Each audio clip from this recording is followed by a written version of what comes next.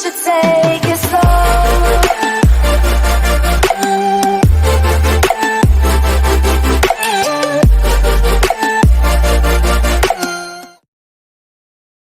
안녕하세요. 30대 초반 자영업을 하고 있는 남자입니다.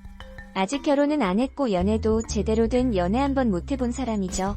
군대 전역하자마자 서비스업에 일을 일찍 시작해서 꿈이 가게 하나 차리는 거였습니다. 어릴 때부터 저희 부모님도 제 꿈을 지지해 주셨고요. 제가 경력만 쌓으면 가게 차리는데 도움을 주신다는 약속을 받고 꿈을 향해 열심히 일하고 배웠습니다. 그렇게 10년이 채 되지 않는 시간에 연애 한번 안 해보고 일만 했습니다. 최종 가게를 차릴 때 메뉴는 수제버거였습니다. 경기가 안 좋을 때도 저희 집은 지금도 장사가 잘 돼서 돈은 걱정 없을 만큼 벌고 있죠. 근데 노후도 슬슬 생각해야 하고 능력은 있는데 연애 한번 못 해봤으니 주변에서도 좀 답답해 하더라고요. 저에게는 친형이 한 명 있습니다. 저보다 4살 많고 지금 형수와 결혼했죠. 형수님은 저랑 동갑이죠. 형보다 4살 어린 거죠. 근데 확실히 형 와이프라 그런지 저랑 동갑 같은 느낌도 만들고 그냥 형이랑 동갑 같아 보였어요. 가지고 있었죠. 그렇게 형은 무난한 회사에 입사해 회사 생활 3년차에 지금의 형수와 결혼을 했습니다. 그리고 저희 본가는 지방에 있고 저랑 형이라 걸어서 10분도 안 걸리는 거리에서 살고 저는 남자 혼자 살면 넉넉한 투룸에서 살고 있고 형네는 근처 아파트에서 살고 있죠. 가까워서 그런지 형수님이 주말마다 반찬을 자주 해오셔요. 저는 사실상 집에서 밥 먹는 시간이 거의 없는데 부담스럽기도 하고 거절 한 번 했는데 하는 김에 하는 거라고 신경 안 쓰셔도 된다고 하셨죠. 그래서 그런가 저는 미안해서라도 집에서 밥을 먹고 다니게 됐죠. 뭐 덕분에 이상한 걸로 뻘박사 안 챙겨서 좋긴 합니다. 오히려 형수님이 주말에 올 때마다 이것저것 대화도 나누고 처음엔 많이 불편했는데 대화를 좀 가지다 보니 동갑이라 그런가 생각보다 말도 잘 통하더라고요.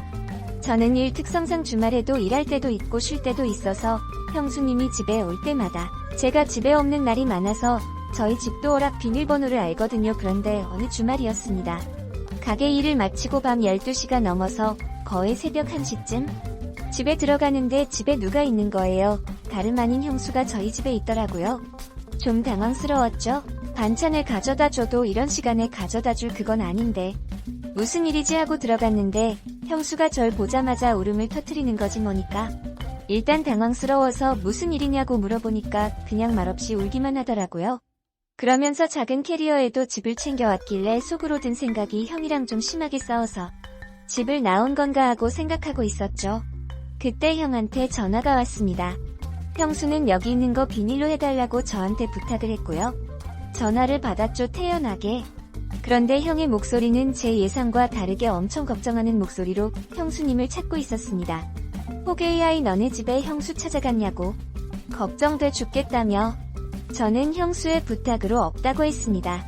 그리고 형한테 거짓말을 할 정도면 저희 집에 온 이유를 저는 사실 확인을 해야 거짓말이라도 같이 쳐주고 도움을 줄 수 있다고 형수에게 말했습니다. 그러자 형수는 끝내 입을 열지 못하다가 다음날 제게 입을 열었습니다.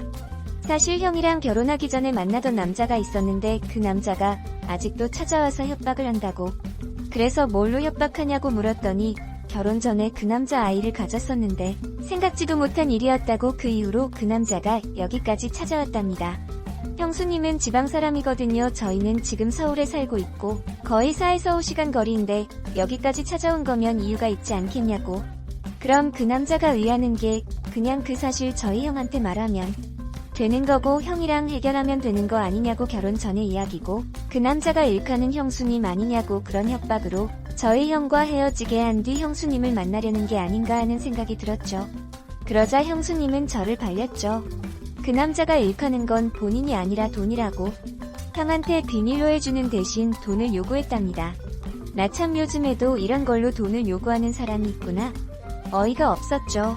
그런데 또 생각해보면 저 같은 성격이면 상처는 어느 정도 받겠지만 그냥 이해하고 그 남자 찾아반 죽여놓고 끝내면 될 일인데 저희 형 같은 성격은 정말 상처를 깊게 받고 결혼 생활을 앞으로 제대로 할 수 있을지 의문이 되는 성격이기도 하거든요.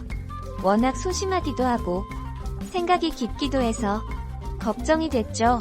형수 말대로 이 사실을 형한테 그대로 알리면 안 되겠다 생각했죠.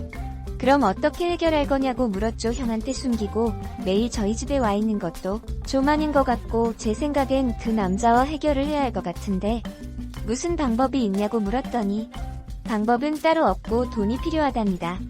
그래서 이곳저곳 돈을 구해보고 있는데 쉽게 구해지지 않는다고 하더라고요.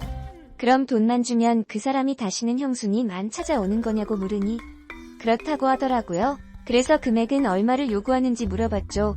그 남자는 2천만 원을 요구하고 있었습니다. 적지 않은 돈이죠. 아무리 생각해도 큰 돈을 요구하는 상황이고 이건 제가 해결해야 할 일이 아닌 것 같아 제 방에 들어가서 몰래 형한테 전화를 했습니다. 그 찰나에 형수가 제 방에 들어와서 전화를 뺐고 정말 알면 안 된다고 제발 부탁한다고 형한테는 말하지 말랍니다. 그제서야 상황이 좀 심각하다는 걸 느끼고 같이 생각해봤습니다. 저는 형수님에게 물었죠. 그럼 앞으로 어떻게 하실 건지. 그러더니 형수는 저한테 조심스럽게 부탁을 하시더라고요. 돈 좀 빌려달라고. 2천 요구하는데 2천은 자기 돈으로 주면 되니 나머지 3천만 원을 저한테 빌려달라는 겁니다. 남도 아니고 형의 와이프니까 빌려주기로 했습니다. 그리고 말했죠. 형수님 돈은 천천히 갚으셔도 돼하니까 그 사람이랑 다시는 얽히지 마시고 저희 형이랑 행복하게 살길 바랄게요. 큰돈이지만 어느 정도 제 능력에서 충분히 빌려줄 수 있는 금액이었고 그 돈 때문에 이렇게 사정사정 부탁하는데 차마 거절할 수 없었습니다. 그 다음날 형수님에게 돈을 전달했고 그날 바로 해결하고 형수는 집으로 다시 들어갔습니다. 형이랑은 알아서 잘 대화했겠죠. 그렇게 이제 아무 일이 없을 줄 알았습니다. 제가 너무 쉽게 생각했던 걸까요? 2주 정도 지났을까요? 형수님은 저에게 다시 돈을 요구했습니다. 혹시 그 남자가 또 돈을 요구하던가요? 돈을 또 요구하면 상황은 심각한 거 아닌가 생각했죠. 저는 이때 사태의 심각성을 느끼고 돈은 더 이상 빌려주지 못한다고 못 박았습니다. 돈이 중요한 게 아니라 일이 뭔가 잘못 돼가고 있다는 걸 느꼈죠. 그렇게 형수님이 저에게 돈을 요구한 다음 날 저희 형에게 전화가 왔습니다. 그리고 다짜고짜 저한테 혹시 형수한테 돈 빌려준 거 있냐고 묻길래 3천만 원 빌려줬다고 말했습니다. 그래서 무슨 일 있냐고 물으니 대답도 안 하고 전화를 끊었습니다. 나중에서야 알게 된 사실입니다. 형수가 평일에 한 번씩 집에 없는 것 같아 형이 나를 잡아서 형수 뒤를 밟은 겁니다. 형수는 평일에 한 번씩 2시간 거리 되는 정도의 지역을 오갔다고 합니다. 그곳엔 충격적인 장면이 형한테 목격되고 말았죠. 형수는 이름 모를 남자와 이제 막 걷기 시작한 아이와 함께 있는 모습을 형이 보고 말았죠. 그 남자는 아마 형수에게 돈을 뜯었던 남자였던 것 같은데 알고 보니 형수랑 그 남자랑 함께 짜고 돈을 저한테 뜯어낸 거였습니다. 형수는 2집 살림을 하고 있던 거였죠. 혼인신고와 결혼은 저희 형과 하고 아이는 결혼 전에 같이 살던 동거남과 낳은 아이였죠. 대체 무슨 생각으로 저런 짓을 한 건지 이해가 되질 않았습니다. 저희 형만 불쌍한 거죠? 저는 솔직히 돈은 상관없습니다. 애초에 돌려받을 생각하고 빌려준 게 아니라서. 근데 이렇게 뭐가 저희 형이 배신을 당하니 너무 열받더라고요. 우리 형은 무슨 죄가 있길래 저렇게 다른 남자랑 살고 아이까지 있는 여자를 여지껏 와이프라고 신혼생활을 한 게 안타까웠죠. 제일 중요한 건 형수의 마음 아니겠습니까? 형과 형수 둘 다 이 사실을 알고 난 뒤 형수는 형에게 이혼하자고 한답니다. 제가 생각해도 이혼하는 게 맞는데 염치도 없지 어떻게 뻔뻔하게 먼저 이혼하잔 소리가 나오는 건지. 이혼하게 되면 저는 빌려준 돈은 꼭 돌려받아야지요.